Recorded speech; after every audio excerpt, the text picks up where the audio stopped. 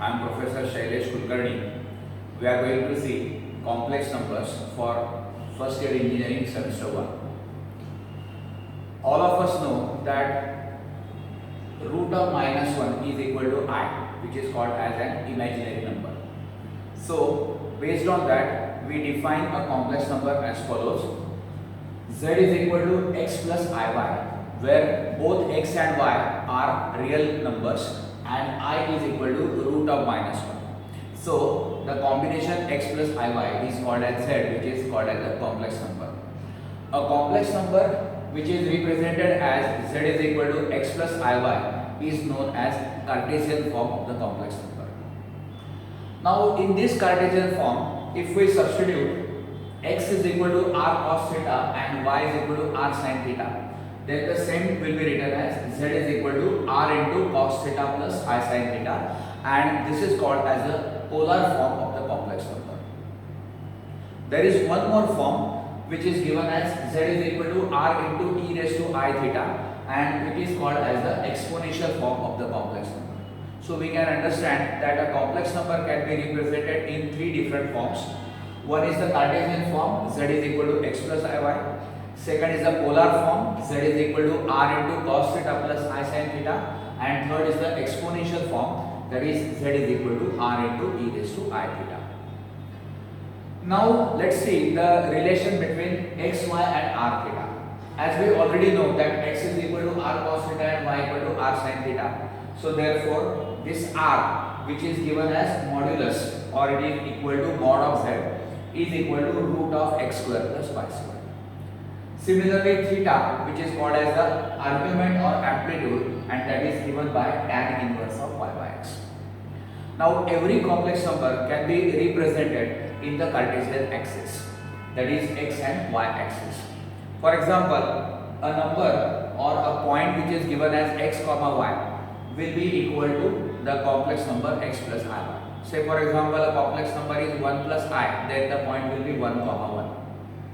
Now this x comma y, which is joined with this origin directly, then the direct distance from this point O to point x comma y is given as r, which is equal to root of x square plus y square.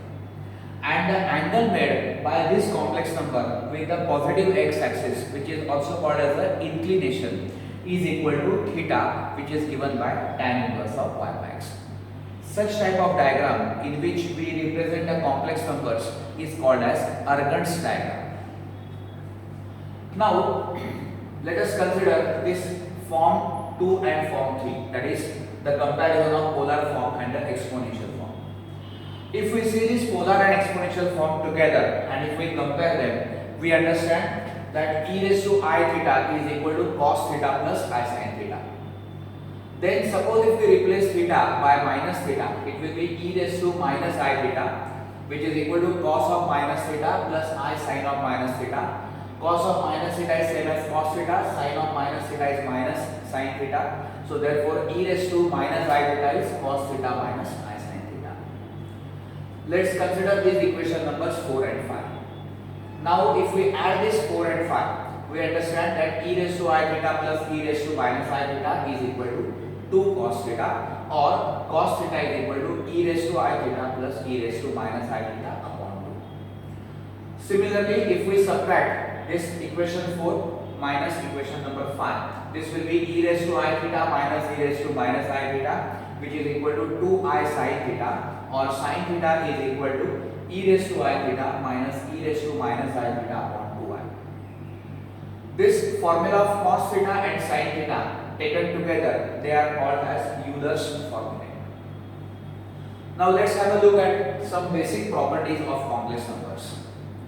When we add two complex numbers, say z1 plus z2, we usually consider the Cartesian form. So therefore we say that this is equal to x1 plus x2 plus I into y1 plus y2, which means that the real parts are taken together and the imaginary parts are taken together. Similarly, if we subtract z1 minus z2, then it will be x1 minus x2 plus I into y1 minus y2. Now we have this multiplication, z1 into z2. Now for multiplication, we prefer to have this exponential form, that is r into e raised to I theta. So suppose Z1 is R1 into e raised to I theta 1 and Z2 is R2 into e raised to I theta 2. Then we understand that this product will be R1 into R2 into e raised to I into theta 1 plus theta 2. We also find that this product is also in the exponential form. That is, the modulus of this will be R1 into R2 and the argument will be theta 1 plus theta 2. Similarly, if we do the division Z1 upon Z2, then that will be also considered in exponential form, and that is R1 into e raised to I theta 1 divided by R2 into e raised to I theta 2, or it will be same as R1 upon R2 into e raised to I theta 1 minus theta 2. So we can see that the modulus will be R1 upon R2 and the argument will be given as theta 1 minus theta 2.